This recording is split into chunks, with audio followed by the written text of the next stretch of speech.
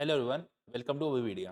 My name is Pradyuman Kumar. ठीक है, तो आज हम क्या करेंगे, बेसिकली हमारा एक सेबी का एग्ज़ाम आया है ग्रेड ए पोस्ट के लिए। तो बेसिकली उसमें एक टॉपिक है हमारा कंपनीज एक्ट के रिगार्डिंग। ओके, तो कंपनीज एक्ट का जो टॉपिक है, इसके बारे में हम क्या जानेंगे, इसका सिलेबस एंड इसकी स्ट्रेटेजी, हमें क्या फॉलो करनी चाहिए। बेसिकली अब देखें, आज today it is okay December month. Okay, तो आपका एग्ज़ाम है, it is in January only. तो सिंस हमारे पास बहुत कम टाइम स्पेंड रह गया है, तो वो मेजरली ऑफ द बच्चे क्या सोच रहे होंगे कि इसको कैसे हमें करना चाहिए। मेजरली स्टूडेंट्स के दिमाग में यही होगा कि स्ट्रैटेजी क्या रहनी चाहिए to score good, to score better, and हमें जल्दी से जल्दी इसको कैसे कंप्लीट करना चाहिए सिलेबस को, ताकि हमारे जो पेपर है उसमें हमें बिल्कुल भी परेशानी ना आए और हम जल्दी से जल्दी इनके टॉपिक्स जो हैं उसको आसानी से कंप्लीट कर लें। तो सबसे पहले हमारे को अब कंप्लीट करना क्या है, एक सिलेबस है, एक टॉपिक है जिसको हमें पढ़ना है, इसको कंप्लीट करना है। तो पहले हम देखेंगे सिलेबस क्या है। तो कुछ ऐसी चीज़ें हैं जो उस सिलेबस को जानने से पहले हमें पता होनी चाहिए। तो उसके बारे में एक छोटा-सा क्विक ओवरव्यू ले लेते हैं। एग्ज़ाम पैटर्न के बारे में, कब एग्ज़ाम है, डेट्स, ड्यू डेट्स, उन सब चीज़ों को देख लेते हैं, एंड देन हम क्या करेंगे, फटाफट सिलेबस को गो थ्रू करेंगे आज।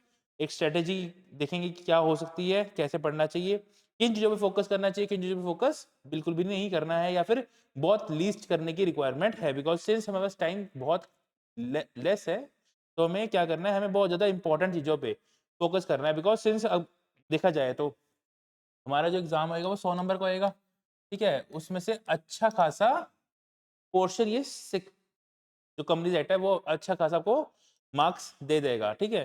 तो उसके लिए हमें क्या करना है, इसको जल्दी-जल्दी रिवाइज़ करना है और अच्छा स्कोर करने की ट्राई करनी है, ठीक है? तो आगे बढ़ते हैं। सबसे पहले अब बेसिकली सेबी है क्या? Okay, SEBI security exchange board of India. तो जितने भी हमारी इंडिया में जितना भी सिक्योरिटीज़ में जो शेयर्स होते हैं, डिबेंचर्स होते हैं, ये सब सिक्योरिटीज़ होती हैं। इसमें जितना भी ट्रेड होता है, बाय सेल होता है, उनको रेगुलेट कौन करता है? सेबी रेगुलेट करता है। वो क्या चेक करता है? उनका काम क्या है? It is the work of the SEBI to regulate such transactions, जो बाय और सेल की ट्रांज़ैक्शन हो रही है, उनको चेक करना, ये चेक करना कि क्या वो कोई ऐसे ट्रांज़ैक्शन तो नहीं है जो कि गलत है। जैसे कि अब क्या होता है कि कभी-कभी इट इज़ केसेस की इनसाइडर ट्रेडिंग हो जाती है। उसमें क्या होता है कि आप कंपनी पहले पहले बता देती है कि हमारी कंपनी में ये कंपनी के जो केएमपीज़ हैं, हाई अथॉरिटीज़ होती हैं, वो इन्वॉल्वड होती हैं, तो वो क्या करते हैं, वो आपको पहले बता देती हैं कि ऐसा चीज़ होने वाली है। तो बंदा क्या करता है, पहले से शेयर बाय-बाय कर लेता है। जैसे ही कंपनी कुछ अच्छा इम्प्लीमेंट करती है, शेयर प्राइसिंग बूस्ट करता है, एंड देन वो सेल कर देता है। इसे कहते हैं इनसाइडर ट्रेडिंग करना। ठीक है? तो उसको रेगुलेट करता है कि ऐसा कोई इनसाइडर ट्रेडिंग नहीं हो रही। ठीक है? बल्क बाइंग, बल्क सेलिंग ना हो रही हो due dates of financial publishing के नियर अबाउट। ठीक है? तो उसको रेगुलेट करता है सेबी। तो it is a body established by an act of parliament, ठीक है?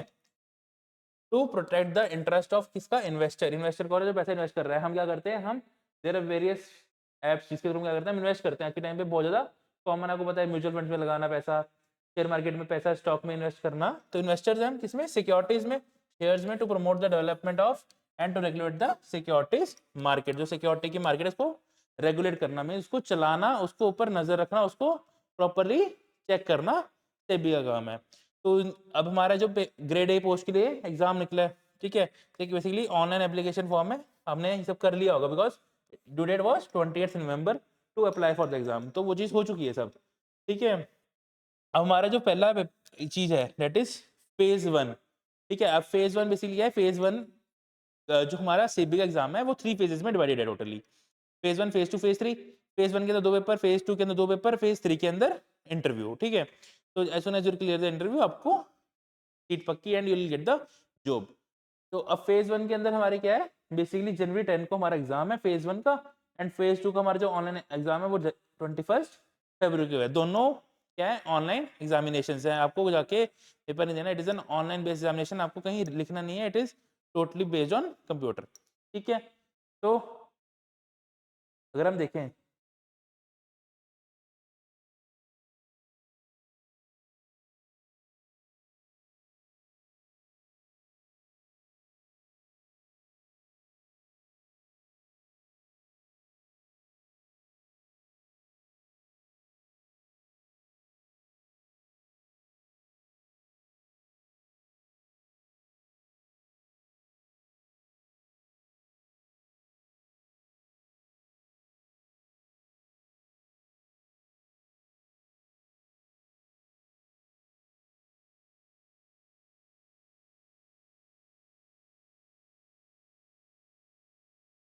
ठीक है।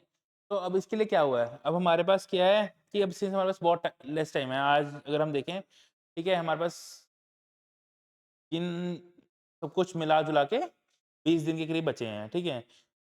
तो अब हमें क्या करना चाहिए इस पॉइंट ऑफ टाइम पे, हमारा एक्शन प्लान क्या होना चाहिए, हमारा एक्शन प्लान ये होना चाहिए कि वी शुड फोकस ऑन क्या, माइक्रो कोर्सेज, ओके। तो छोटे-छोटे हमें की टॉपिक्स के ऊपर फोकस करना चाहिए, एंड सिंस हमें की टॉपिक्स की रिक्वायरमेंट होती है, तो हमने क्या करा है, तो वी हैव लॉन्च बहुत सारे माइक्रो कोर्सेज जो हमने लॉन्च करी हैं।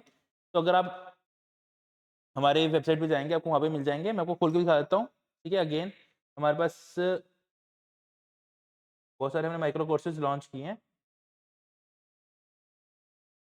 हाँ, तो जैसे कि अभी ये अगर आप देखेंगे, ठीक है, तो हमारे SEBI grade A officer exam के मैक्रो कोर्सेज हैं। इसके अंदर अगर आपको लगता है कि आपको कोई लीगल स्ट्रीम के अंदर दिक्कत है, तो उसके अंदर छोटे-छोटे टॉपिक बनाए हैं which is of very less amount, okay. अगर आप ले जाते हैं ₹42 का एक पर्टिकुलर टॉपिक है, लीगल मैक्सिम करके टॉपिक है, ₹42 का आपको मिल जाएगा, ठीक है। अगर आपको लगता है कि आपको क्या कॉस्टिंग में कोई प्रॉब्लम है, you want something to some guidance in costing, method of costing कैसे होती है, ₹183 का है, ठीक है। बहुत सारे माइक्रो कोर्सेज लॉन्च किए हैं, तो अगर आपको पर्टिकुलर टॉपिक के ऊपर पढ़ना है, फटाफट क्विक, यू पे, you get the course, study, next, ठीक है। आपको क्या है, पूरे ओवरऑल जो हमारे फुल फ्लेज एग्जाम बैचेस हैं, उनको पढ़ने का कुछ टाइम नहीं है, तो we can what you can do is you can go on this micro courses. आप एक कोर्स बाय कर सकते हैं, उसमें पढ़ सकते हैं, उसके अंदर पूरे लेक्चर्स अवेलेबल मिलेंगे आपको। लेक्चर्स छोटे-छोटे लेक्चर्स होंगे, क्विक लेक्चर्स होंगे, आप फटाफट पढ़ेंगे, skip to next, okay। So it will be easier for you to understand। Syllabus खत्म करने में बहुत ज़्यादा हेल्प होएगी, बिकॉज़ सेबी के जो पेपर है, these are not very what you call कि बहुत ज़्यादा ईज़ी पेपर्स नहीं है। बहुत ज़्यादा टेक्निकल कंसेप्चुअल पेपर्स होते हैं, ठीक है। आपको you should have good knowledge of topic, then only you will be able to score good. Same way आपको ये माइक्रो कोर्सेज़ बहुत ज़्यादा हेल्प करेंगे उन पेपर को देने के लिए। तो you can visit our website, तो उधर आपको ये सब चीज़ें मिल जाएँगी, ठीक है। उसके अलावा लेट्स फोकस हमारे सिलेबस के ऊपर जो हमने करना है, उसके ऊपर चलते हैं, ठीक है। हाँ, तो आज हम की वीडियो जो है उसमें हम क्या करेंगे, बेसिकली पहले हम देखेंगे हमारा एग्जाम पैटर्न क्या है, उसकी वेटेज क्या है सब्जेक्ट की, सिलेबस क्या क्या करना है, ऑन व्हाट ऑल पोर्शंस किस पे फोकस करना चाहिए हमें, क्या स्ट्रेटजी हमें फॉलो करनी चाहिए, क्या जिससे हम अच्छा स्कोर कर सकें, और क्या हमें बुक्स रेफर करनी चाहिए कंटेंट के लिए। इतना अगर हम जान लेते हैं, इतने के ऊपर हमें क्लैरिटी मिल जाती है, तो will be good to go for the examination. हम उसके ऊपर preparation, not for the examination, for the preparation of the examination, उसके लिए हम गुड टू गो होंगे, हम अच्छे से पढ़ पाएंगे अगर हम इन सब चीज़ों को जान लेते हैं, ठीक है। तो पहली चीज़, अब बेसिकली अगर देखा जाए हमारा मोड ऑफ सिलेक्शन क्या है, मोड ऑफ सिलेक्शन चल बी 3 स्टेज प्रोसेस। जैसे मैंने बताया ना कि सेबी का एग्जाम 3 स्टेजेस में डिवाइडेड है, 3 फेज में डिवाइडेड है। फेज 1, ठीक है, कंसिस्टिंग ऑफ 100 मार्क्स ईच के 2 पेपर होंगे, ठीक है। फेज 2 वो भी ऑनलाइन एग्जामिनेशन होगा, consisting of 2 papers of 100 marks each, ठीक है। एंड एक फेज 3 होगा जिसमें हमारा इंटरव्यू होगा। तो 3 मोड फेजेस है जिसके अंदर हमारा मोड ऑफ सिलेक्शन डिपेंड करता है। इसमें अगर पास हो गए तो यू विल रीच दिस, इसमें you will, if you will clear तो you will reach interview, okay. हमारा अगर फेज 1 ऑनलाइन एग्जामिनेशन के बारे में देखें, तो एक वही ऑनलाइन स्क्रीनिंग एग्जामिनेशन है, 2 पेपर होंगे, इसमें मल्टीपल चॉइस क्वेश्चन होंगे सारे, ठीक है। तो अगर हम देखा जाए हमारे जो पेपर्स है उसमें बहुत सारी डिफरेंट डिफरेंट कैटेगरीज हैं जिसके अंदर यू कैन गिव एग्जाम्स। तो जनरल कैटेगरी है, ओके, लीगल कैटेगरी है, रिसर्च डेवलपमेंट कैटेगरी है, डिफरेंट डिफरेंट कैटेगरी है, आईटी कैटेगरी भी है एज वेल। तो डिफरेंट डिफरेंट कैटेगरीज है, तो उन सब कैटेगरीज के अंदर क्या करते हैं, you can like give exams, okay. तो अगर हम देखा जाए पेपर 1 जो है वो सारी स्ट्रीम्स के लिए, सारी कैटेगरीज के लिए कंपलसरी है। It is multiple choice questions on the subject like general awareness, ठीक है, and English language, quantitative aptitude and test of reasoning. Basically general exam होएगा सबके लिए, सेम एग्जाम है। लॉजिकल रीजनिंग के बेस ऊपर एग्जाम होएगा, 100 मार्क्स के एमसीक्यू आएंगे एंड 60 मिनट्स का एग्जाम होएगा बेसिकली। एंड इसकी जो कट ऑफ है 30% कट ऑफ रहेगी इसके अंदर, ओके। एंड पेपर 2 में हमारा क्या आएगा, जनरल स्ट्रीम में देखें हम, अभी हमारा मेन फोकस किस में है, जनरल स्ट्रीम में, बिकॉज हमारा जो ये video specifically on companies act है, तो कंपनीज एक्ट इधर जनरल स्ट्रीम में, इधर लीगल स्ट्रीम में है, ठीक है। तो इसमें मल्टीपल चॉइस क्वेश्चन होंगे ऑन सब्जेक्ट्स जैसे कि ऑफ कॉमर्स, कॉमर्स के सब्जेक्ट्स होंगे जैसे कि accountancy, management, finance, costing, companies act and economics. Total 6 हैं, ओके। तो इन डिफरेंट डिफरेंट टाइप्स के सब्जेक्ट्स हैं, इनके ऊपर हमारे क्वेश्चंस बेस्ड होंगे। तो इसमें हमारा जो पोर्शन है that is companies act. Legal stream है उसमें भी कंपनीज एक्ट है पर थोड़ा वास्ट लेवल पे, because legal exam is for those जो who are doing LLB advocates हैं, तो उनके लिए मेजरली है जो लीगली बहुत ज़्यादा इन्वॉल्व है इन सब चीज़ों में। अगर आप जनरली अपने एग्जाम जो कि मेजर ऑफ द बंदे देते हैं, because measure of the seats जो हमारे पोस्ट निकली हैं वो जनरल में कैटेगरी में ही निकली हैं, तो उस केस में हमारे को स्पेसिफिक पोर्शन पढ़ना है कंपनी एक्ट का, नॉट होलसम पोर्शन पढ़ना है, ठीक है। तो भी 100 मार्क्स का एग्जाम होगा, in this you will gate 40 minutes and 40% cut off रहेगी, ओवरऑल एग्रीगेट कट ऑफ 40% रहेगी, ओके। उसके बाद इसमें वही नेगेटिव मार्किंग होगी, 1/4 मार्क्स असाइंड होएगा टू द क्वेश्चन है for the paper 1 and paper 2, and cut off minimum 30% paper 1 के लिए, 40% पेपर 2 के लिए, and secure separate cut off in each paper as mention, as well as aggregate cut off भी 40% होनी चाहिए इन phase 1 examination, ठीक है। ये सब चीज़ें रिक्वायरमेंट है। एंड अगर हम फेज 2 की देखें, ये भी एक ऑनलाइन बेस्ड एग्जामिनेशन होएगा जिसमें भी 2 पेपर होंगे, 100 मार्क्स ईच के होंगे, पर ये होएगा 21 फरवरी को। अगर इफ यू गेट क्लियर, जो कि हम चाहेंगे क्लियर हो, तो आपको इस पेपर में बैठना मिलेगा। एंड इसमें वही पेपर 1 जो होएगा आपका वही इंग्लिश डिस्क्रिप्टिव टेस्ट होएगा, ड्राफ्टिंग स्किल्स के ऊपर होएगा, ठीक है। तो ये 100 मार्क्स का होएगा, 60 मिनट्स होंगे, एंड 30% कट ऑफ रहेगी, वेटेज 1/3 रहेगी इसकी, इसको 1/3 वेटेज मींस 1/3 प्रायोरिटी दी जाएगी चेकिंग के टाइम पे। पेपर 2 के अंदर अगर हम जनरल स्ट्रीम में देखें तो सेम मल्टीपल चॉइस क्वेश्चन होंगे 100 मार्क्स के, ठीक है। 90 मिनट्स का टाइम होएगा, 40% कट ऑफ रहेगी, एंड वही same accountancy, management, finance, costing, companies act and economics के ऊपर होएगा। डैट मीन्स अगर आप देखा जाए तो जो कंपनीज एक्ट है, या फिर हम कहें कि इसके अलावा और भी जितने भी टॉपिक्स है जनरल सेशन में, वो फेज 1 और फेज 2 दोनों में, एंड फेज 2 दोनों में आपको वो मिल जाएंगे। डेट मीन्स की you have to focus more on this specifically, ताकि आपका अच्छा खासा पोर्शन कवर हो जाए, आपको एक बार ही पढ़ना है, and you will be good to go for both phase 1 and phase 2 examinations के। जो पेपर 2 है उसके लिए गुड टू गो हो जाएंगे आप।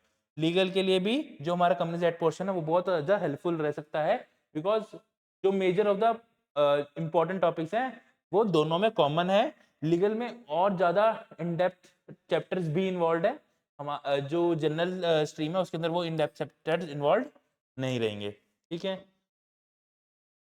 तो इसमें भी same, candidate shortlisted for phase 2 will be issued new hall ticket दी जाएंगी for candidates who have applied in multiple streams, paper 2 will be conducted in various shifts तो the timings of which will be intimated in the hall ticket.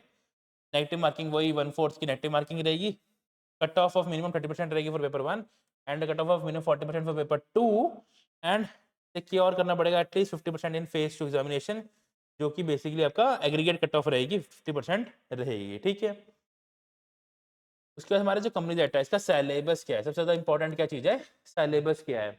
अब जो बंदा background from commerce stream है, जिसने कभी जिंदगी में कंपनी एक्ट पढ़ा है, उसको तो ये चीज़ें पता लग रही होंगी पढ़ के, क्या कि स्पेसिफिक रेफरेंस देना कि इसको चैप्टर 3 को, चैप्टर 4 को, चैप्टर 8 को, chapter 10, chapter 11 and chapter 12 and again chapter 27, समझिए। तो ये सब चीज़ें पढ़ के जो कमर्स बैकग्राउंड से वो सब चीज़ें तो ये रिकॉल कर रहा होगा, उसको समझ आ रही होंगी, बिकॉज उसने कभी बुक्स में चीज़ें देखी होंगी।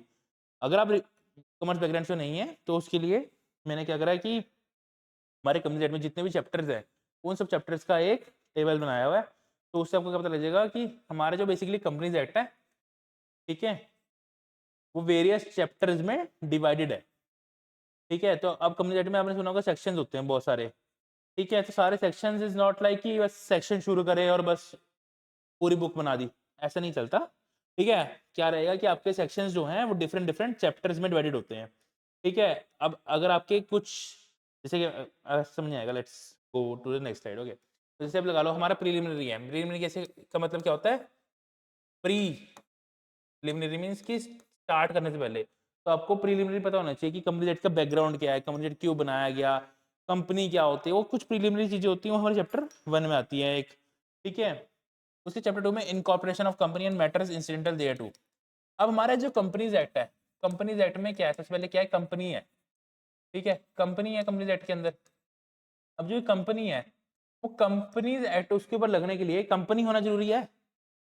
अगर हम कह रहे हैं कि कंपनीज एक्ट लगाएंगे, कंपनीज एक्ट लगेगा किस पे, एक कंपनी पे, तो कंपनी होना जरूरी है। अब कंपनी होएगी कैसे, कंपनी एक तो क्या है, एक आर्टिफिशियल पर्सन है, ऐसे तो है नहीं कि ये कंपनी बैठी है जाके मैं मिल लूँ, ऐसा तो है नहीं। कंपनी क्या है, एक आर्टिफिशियल पर्सन है, उसको इनकॉर्पोरेट करना पड़ेगा, उसको बनाना पड़ता है। तो अगर कंपनीज एक्ट को एक किसी चीज के ऊपर लगना है तो उससे पहले उसको कंपनी बनाने का प्रोसीजर देना पड़ेगा कि कैसे बनेगी, क्या हो करना पड़ेगा जिससे हमारी कंपनी बने। तो वही चीज सबसे पहला हमारा चैप्टर ही इनकॉर्पोरेशन के ऊपर है कि कंपनी बनाएंगे भाई, कैसे बनाएंगे, इनकॉर्पोरेशन तो कंपनी करनी है हमने, कैसे करनी है और उसके मैटर्स क्या है, क्या उससे रिलेटेड है, कंपनी बनाने से क्या क्या चीजें मैटर्स हैं जो उससे रिलेटेड है। ठीक है, तो उन चीजों पे हमें फोकस करना है। पार्टों में prospectus and allotment of securities. अब एक कंपनी बन गई, कंपनी क्या होती है, लिमिटेड बाय शेयर होती है, लिमिटेड बाय गारंटी होती है। ठीक है, अब अगर कंपनी लिमिटेड बाय शेयर्स है उसको क्या करना है, शेयर्स इशू करने पड़ेंगे, सिक्योरिटीज इशू करनी पड़ेंगी और इशू करने से पहले प्रोस्पेक्टस देना पड़ेगा कि हम शेयर इशू कर रहे हैं, हमारी ये टर्म्स एंड कंडीशन है, हम इस पर्पस के लिए शेयर इशू कर रहे हैं, ये हमारा रहेगा।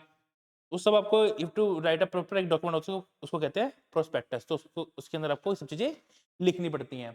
तो चैप्टर 3 जो हमारा है it is basically upon prospectus and allotment of securities. Chapter 3 का ही पार्ट 2 है कंपनीज। तो अगर आप एक लिस्टेड कंपनी है तो आप क्या करेंगे, आप सिक्योरिटीज अलॉट करेंगे, प्रोस्पेक्टस इशू करेंगे। अगर आप प्राइवेट कंपनी है, ठीक है, some might be getting the things मैं बोल रहा हूँ, सम माइट नॉट। तो वो तो आप अगर जैसे से चैप्टर चैप्टर बाय पढ़ते रहेंगे आपको you will get the clarity कि what I am talking about. ठीक है, तो कंपनीज एक्ट प्राइवेट प्लेसमेंट है, तो प्राइवेट प्लेसमेंट मींस जो कंपनी प्राइवेटली अलॉट करती है शेयर्स को प्राइवेट प्लेसमेंट कहते हैं। चैप्टर 3 वो आ जाता है। ठीक है, हमारे chapter 4 B share capital and debentures के बारे में है, ऑब्वियसली ये रिलेट करता है टू सिक्योरिटीज, तो सेबी तो इसको डालेगी ही डालेगी। ओके, तो ये तुम्हारे दोनों क्या है कि वो हो गए टॉपिक्स, चैप्टर 3 चैप्टर 4 ऐसे डिफरेंट डिफरेंट चैप्टर्स हैं। ठीक है, तो हमारे जो पूरा कंप्लीट है वो डिफरेंट चैप्टर्स में डिवाइडेड है और टोटल हमारे पास 29 चैप्टर्स तक हैं। ठीक है, तो इसमें से कुछ चैप्टर बीच में स्किप भी हो चुके हैं, ऑब्वियसली वो हटा ही दिए हैं गवर्नमेंट ने कि भाई हमें रेलिवेंट रिक्वायरमेंट ही नहीं है उनकी। ठीक है, तो वैसे ये है, तो हमें इनमें से कुछ चैप्टर जो हम पीछे लिखे थे वो ही पढ़ने हैं, अदर चैप्टर हम पढ़ने की रिक्वायरमेंट नहीं है। तो क्या लिखा था पीछे, 3, 4, 10, 11, 12 एंड 27। ठीक है, तो 3, 4, 8, 3 तो मैंने बता दिया आपको इंपॉर्टेंट है, 3, 4 एंड 8। 8 क्या है, declaration and payment of dividend. अब डिविडेंड क्या है, शेयर से रिलेटेड है, इस बंदे का शेयर होंगे कंपनी के, उसको डिविडेंड मिलेगा, तो डिविडेंड भी हमारा इंपॉर्टेंट टॉपिक हो गया। ठीक है,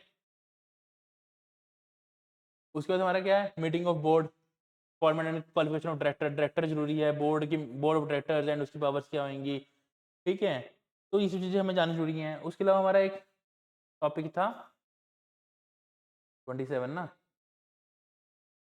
national company law tribunal and appellate tribunal, NCLT and NCLAT, national company law tribunal and national company law appellate tribunal. ठीक है, तो ये भी हमारा एक चैप्टर है, तो ये भी मॉडल टॉपिक है। ठीक है, जैसे डिफरेंट चैप्टर्स हैं, आप इसका एक ओवरव्यू ले सकते हैं, रखिएगा कि क्या क्या है और कैसे वर्क करता है। दिस इज अ सीक्वेंस जो गवर्नमेंट ने डेवलप करने की कोशिश की थी, बिकॉज ये पहले एक 1956 होता था कंपनीज का, अब now they have shifted to 2023। तो बहुत सारी चीजें हैं जो उन्होंने हिला के ठीक ठीक करने की भी कोशिश कर रखी है।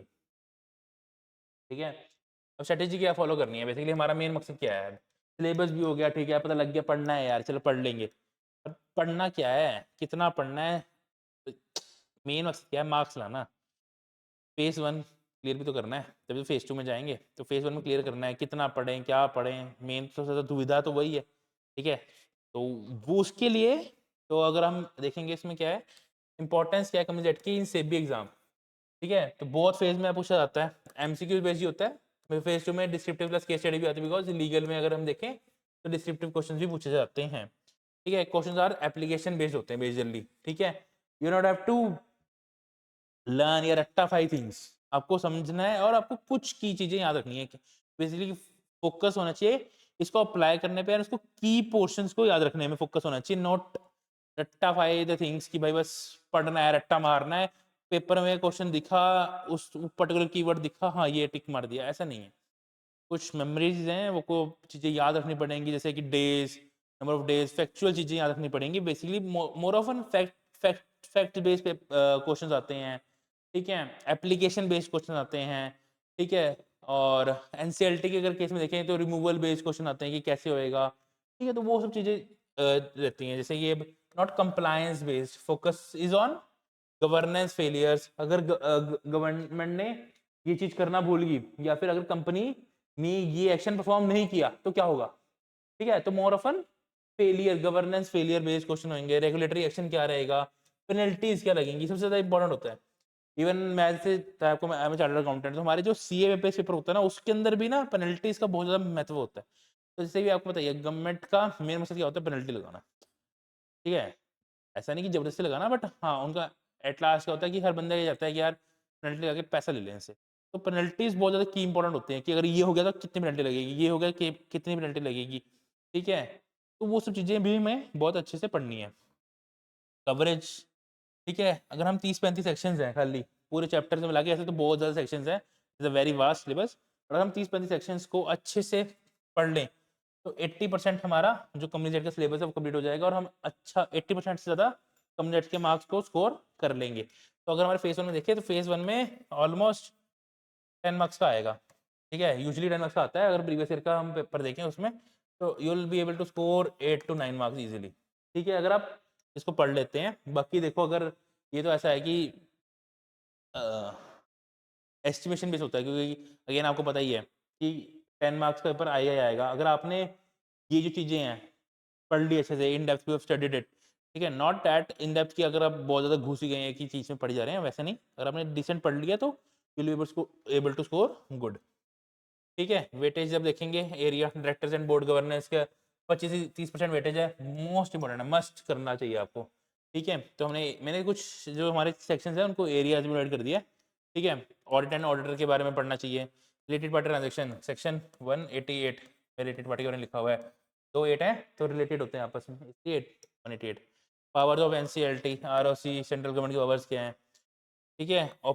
ऑपरेशन एंड मिसमैनेजमेंट होगी तो क्या होएगा, पेनल्टीज क्या है, कॉर्पोरेट सोशल रिस्पॉन्सिबिलिटी, सीएसआर के बारे में पढ़ना है, accounts and financial statements and minor area छोटे मोटे अगर आप पढ़ सकते हैं, अगर if you have time you can definitely go head, पढ़ने में कोई बुराई नहीं है, ठीक है। क्या पता कुछ टॉपिक कोई एक आधा क्वेश्चन लग ही जाए और उसी वजह से आपका स्कोर बेटर हो जाए, ठीक है। If you get time do study, ठीक है।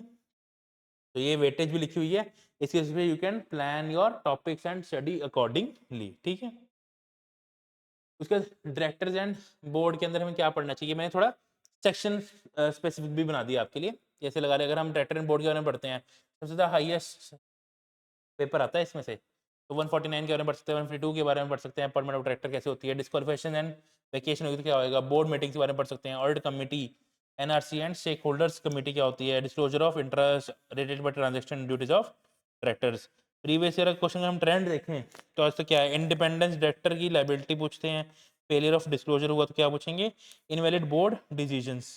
तो इन 3 टॉपिक के ऊपर अभी तक पूछा गया है। अगर हम प्रीवियस ईयर क्वेश्चंस के ट्रेंड को देखें, एनालाइज करें, तो बेसिकली ये बहुत इंपॉर्टेंट वो एस्पेक्ट्स में से आता है, बिकॉज अगेन यहाँ पे भी पेनल्टी का देखा जाए, फेलियर हुआ तो क्या होगा, ठीक है। लाइबिलिटी क्या है डायरेक्टर की, मतलब basically it is more of an compliance, governance, regulatory based question पूछ रहे हैं, जिसमें में से मतलब आपका मेन फोकस किस पर होना चाहिए कि अगर ये नहीं हुआ तो क्या होगा, इसको कितनी मिनट लगेगी, कितने दिन में इसको कंप्लायंस करनी है, ये सब चीज़ों पर ज़्यादा फोकस होना चाहिए, ठीक है। Section appointment and tenure, auditor and auditor में उसका अपॉइंटमेंट कैसे होगी, टेन्योर क्या रहेगा, कैसे रिमूव कर सकते हैं उसको, एलिजिबिलिटी क्या है, पावर एंड ड्यूटी क्या है एक ऑडिटर की, नॉन ऑडिट सर्विसेज क्या दे सकता है वो, पनिशमेंट क्या रहेगी। तो प्रीवियस क्वेश्चन में क्या फोकस हुआ है, ऑडिटर की इंडिपेंडेंस के ऊपर बात करी गई है, रिपोर्टिंग फ्रॉड, देखो आज के टाइम में फ्रॉड तो बहुत ज़्यादा होता ही है, ये गलत काम करने से कौन पीछे हटा है आज के टाइम में, तो फ्रॉड के ऊपर भी बहुत ज़्यादा फोकस रहा है, और कॉन्सिक्वेंसेज ऑफ वायलेशन, ठीक है। तो अगर वायलेशन कर दी, वही फेलियर, अगर आपने रूल तोड़ा तो क्या होगा, तो उसकी पेनल्टी क्या रहेगी, ठीक है। रिलेटेड पार्टी ट्रांजेक्शन के ऊपर सेक्शन स्पेसिफिक, इसकी डेफिनेशन ऑफ रिलेटेड पार्टी में लिखी है, ये दोनों सेक्शन रिलेटेड पार्टी के रिलेटेड। तो केस स्टडी बेस्ड में पूछा जाता है, more of for legal based paper अगर इनका है तो उनके लिए बहुत अच्छा टॉपिक है, इसमें पढ़ सकते हैं, ठीक है। फोकस क्या है, who can apply, powers of NCLT क्या रहेगी, रिलीफ क्या ग्रांटेड है, तो उन चीज़ों पे क्वेश्चन पूछा जाता है, ठीक है। पावर ऑफ अथॉरिटीज क्या रहती हैं, इंस्पेक्शन इन्वेस्टिगेशन के ऊपर SFIO, investigation by tribunal, adjudication, penalties, ठीक है। जहाँ पे पेनल्टीज आया, कंपाउंडिंग, तो मोर ऑफन एक application, governance, regulatory, penalty based questions पूछते हैं, उस पर ही ज़्यादा फोकस रहता है। लॉ प्रायोरिटी या फिर स्कीप एरियाज क्या रहते हैं, इनकॉर्पोरेशन प्रोसीजर्स, इनकॉर्पोरेशन कैसे, उसका प्रोसीजर क्या है, कौन सा फॉर्म फाइल करना है। आज के टाइम पर अगर हम देखें, एक स्पाइस फॉर्म होता है, अगर आप पढ़ रहे होंगे, स्पाइस फॉर्म होता है, फाइल करना पड़ता है, ठीक है। तो नॉट रिक्वायर्ड कि क्यों फाइल करना है, कैसे फाइल करना है, प्रोसीजर क्या है, नहीं पढ़ने की जरूरत। एमओए ड्राफ्टिंग डिटेल्स पढ़ने की जरूरत नहीं है। ओपीसी एंडोर्समेंट कंपनी के बारे में जानने की जरूरत नहीं है। प्रोस्पेक्टस इशू ऑफ सिक्योरिटीज में unless overlap with SEBI regulation, ठीक है। तो अगर अब इसमें इसको पढ़ रहे हैं, पर्टिकुलर प्रोस्पेक्टस है, इशू ऑफ सिक्योरिटीज को पढ़ रहे हैं, इसमें अगर कुछ सेबी रिगार्डिंग रेगुलेशंस दे रखी हैं, ठीक है, तो उनके ऊपर आपका हल्का सा ज़्यादा फोकस रहना चाहिए, ठीक है। बिकॉज अगेन पेपर सेबी का है, तो सेबी अपने रिलेटेड रेगुलेशंस के ऊपर ज़्यादा फोकस करना चाहेगी कि बंदों को एटलीस्ट वो तो पता हो कि सेबी का काम क्या है। बिकॉज अगर आप सेबी की पोस्ट ले रहे हैं, तो सेबी का काम तो आपको पता होना चाहिए। वाइंडिंग अप के बारे में, एक्सेप्ट ट्रिब्यूनल पावर्स, ठीक है, इसके ऊपर फोकस करने की जरूरत नहीं है। ट्रिब्यूनल पावर्स के ऊपर थोड़ा फोकस रखना, because again national company law, tribunal का हमारा अलग से एक वो है, उसके ऊपर स्पेशली बोला ही है सेबी ने फोकस करने के लिए, तो उसको फोकस करके चलना ही है, ठीक है। तो स्ट्रेटेजी में for every section prepare answer in this fix format, आपका आंसर कैसे फॉर्मेट होना चाहिए, आपको बेसिकली क्या करना है, ट्रिगर प्रोविजन पढ़नी है, नॉन कंप्लायंस क्या हुई, पेनल्टी क्या हुई, अथॉरिटी, ठीक है, तो ऐसे पढ़ना है। ये कैसे ट्रिगर हुआ, ये नॉन कंप्लायंस कैसे ट्रिगर हुई, या फिर ये चीज क्यों ट्रिगर हुई, वो पढ़ो पहले। प्रोविजन क्या है उसकी, वो पढ़ो।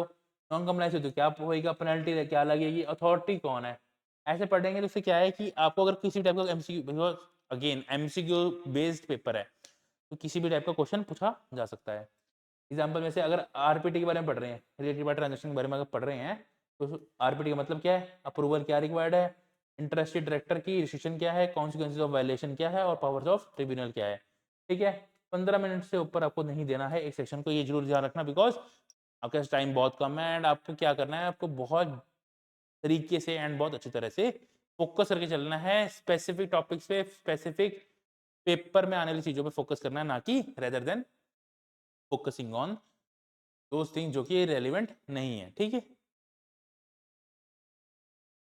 एमसीक्यू स्ट्रेटेजी क्या होनी चाहिए कैंडिडेट के लिए, पेनल्टी से फोकस करो, अथॉरिटी की पावर से फोकस करो, पावर किसकी, इसकी पावर कितनी है, क्या कर सकता है ये, ठीक है, मेरे पास ये पावर है कि मैं इसको निकाल सकता हूँ, ठीक है, तो वो सारी चीजें, ठीक है। तो आपको पावर्स पे फोकस करना है, पेनल्टी से फोकस करना है, थ्रेशोल्ड लिमिट से फोकस करना है, जो कि खाली इंपॉर्टेंट है, बिकॉज ये जितना सिलेबस है इसके अंदर बहुत ज्यादा थ्रेशोल्ड लिमिट्स आएंगी, बहुत ज्यादा क्या पूछा जाएगा, बहुत ज्यादा पूछा जाएगा, डेज के बारे में बताया जाएगा, बहुत ज्यादा थ्रेशोल्ड लिमिट्स के बारे में लिखा होगा, तो आपको हर एक पे फोकस करने की नहीं जरूरत, आपको हर एक के बारे में पढ़ने की भी रिक्वायरमेंट नहीं है, जो इम्पोर्टेंट है, ठीक है, आने वाली फर्दर वीडियोस में हम उसको डिस्कस करेंगे ऑब्वियसली, ठीक है। एंड बट आपको उसके ऊपर ही फोकस करना है, ना कि rather than going through whole the topic, rather than focus on specific and limited things only, okay.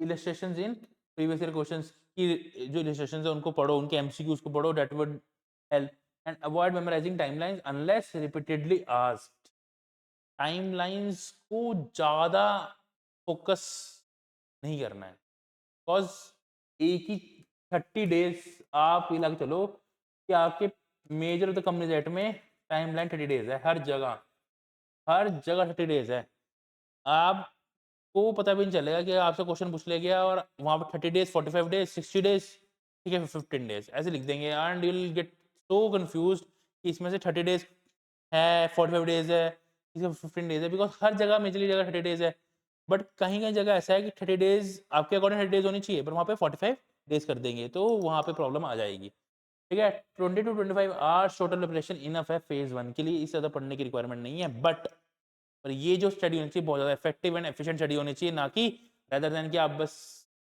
पढ़ रहे हैं भेड़ चाल की तरह, एक फोकस्ड स्टडी होनी चाहिए, पता होनी चाहिए क्या पढ़ना है, कितना पोर्शन पढ़ना है, ठीक है, और उसमें पढ़ना है, तभी हमने जब को मैंने बताया मैक्रो कोर्सेज के बारे में, you can focus more upon those topics जो हमारे पास हैं, तो उनको उठाओ, मैक्रो कोर्स लो, फटाफट क्विक खत्म करो, अगर 20 से 25 मिनट में रिवाइज भी हो जाएगा, रिविजन भी हो जाएगी, अच्छा प्रेप भी हो जाएगा, and you will be good to go for the exam, ठीक है।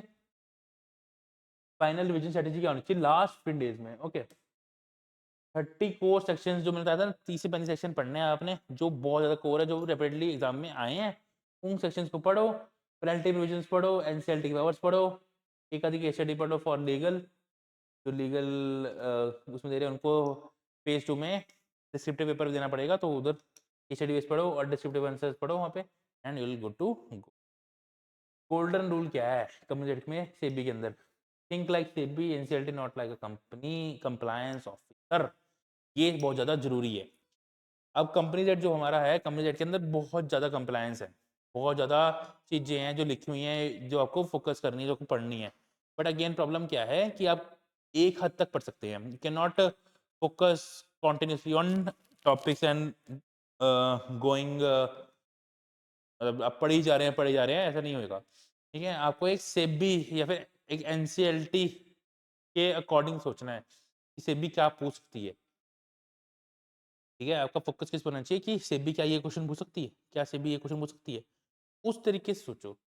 ठीक है, कि अब सेबी का काम क्या है, सिक्योरिटी एक्सचेंज बोर्ड है, ठीक है, तो उसके लिए जो चीजें आपको लगता है, आप shift your positions, go and think कि सेबी क्या सोच सकती है, क्योंकि इतने कम टाइम में तो you can do that only ना, कि सेबी क्या कर सकती है। अब वो उसका काम क्या है, उसका प्रोसीजर क्या है, उसको क्या चीज रेलिवेंट है, वो पढ़ो, दबा के पढ़ो, you will definitely score good. ठीक है,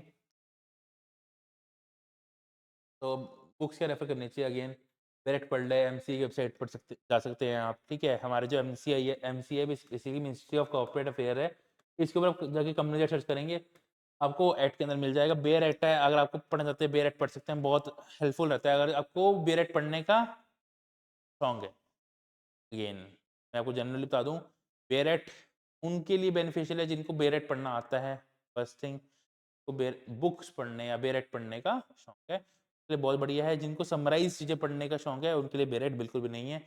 वहाँ पे इन डेप्थ चीज़ें लिखी होंगी, रेफरेंस डाल के लिखी होंगी, बहुत सारे रूल्स को, नोटिफिकेशंस को रेफर करा होगा, सर्कुलर्स को रेफर करा होगा, वहाँ जाके आप कंफ्यूज हो जाएंगे, उसका कोई फायदा नहीं है। ठीक है, instead of that go and visit video and वहाँ पे अपने वेब नोट्स, हमारे माइक्रो कोर्सेज को देख सकते हैं।